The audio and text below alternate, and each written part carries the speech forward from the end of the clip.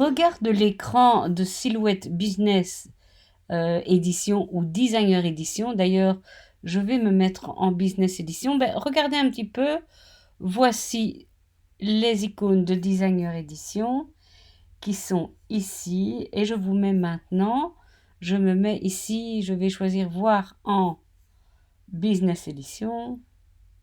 Il faut le temps que ça change. Et on voit qu'il y a quelques options. En plus, on va bien sûr en parler. On n'abordera pas tout dans le détail, puisque ceci, c'est l'aventure d'un week-end. Mais c'est parti, mon kiki. J'aimerais vous parler, alors théoriquement, si j'allais dans l'ordre, je commencerai par le lasso, mais pour vous expliquer le lasso, je vais aller dans le dessin, le tracé de forme. Le tracé de forme, il est pas mal. Alors, je vais vous montrer un petit exemple avec les étoiles, parce que ça soutiendra mon propos de tout à l'heure. Vous voyez ici mes étoiles. C'est un petit peu comme nos polygones qu'on avait. Hein. On peut en augmenter le nombre de pointes. Et je pense que si je vais sur le petit point rouge, voilà, je peux ou augmenter ou diminuer l'ampleur des picots. Je vais les appeler comme ça. Ok. Évidemment, comme n'importe quelle figure, je peux la dupliquer en allant sur commande ou contrôle suivant que j'ai un Mac ou un PC et la touche D, D, D pour dupliquer.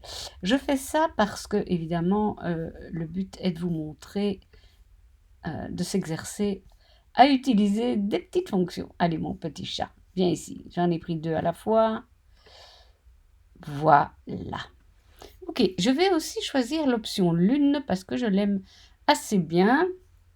Alors, regardez, je clique et je tire. Voilà, je peux, en faisant pivoter ma souris, je peux la mettre dans le sens que je souhaite avec l'axe qui est ici, bien sûr. Si je vais là-dessus, je peux tirer ma lune et avoir des morceaux de lune, on va dire comme ça. Ok, voilà, vous voyez, on peut jouer là-dessus. Et avec ceci, j'ai pas essayé. Ah oui, c'est juste la faire bouger dans l'espace. Ok. Et ça, j'ai pas essayé. Et celui-là... Ah oui, c'est ça, voilà. Augmenter ou diminuer la taille. Ok, mais je vais pas en faire des trop grandes. Voilà. Je vais à nouveau dupliquer. Commande CTRL D. Voilà, j'en fais plusieurs. Et je viens les mettre... Je vais aller trop vite, hein, je vais aller trop vite.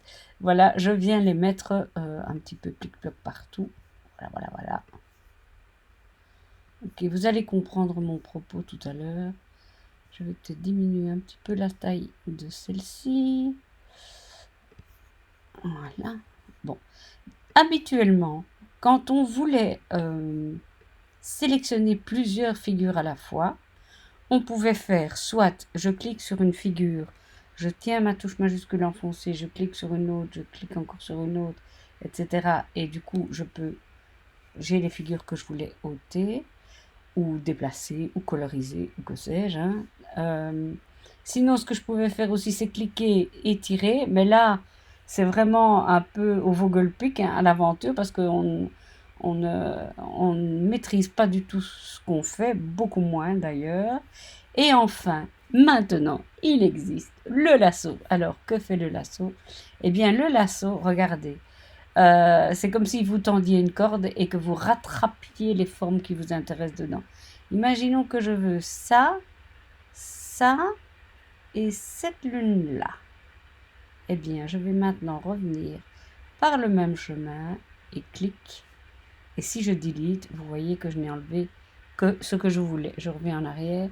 Vous voyez, j'ai enlevé mes deux étoiles ici et ma lune. Delete, vous voyez qu'elles ne sont plus là. Donc cette fonction, elle est bien quand on doit vraiment s'immiscer entre, entre des formes. La seule chose qu'il faut faire, c'est qu'il ne faut pas oublier de refermer votre lasso parce que je crois que si vous faites ça, ça ne fait rien. Il faut vraiment faire...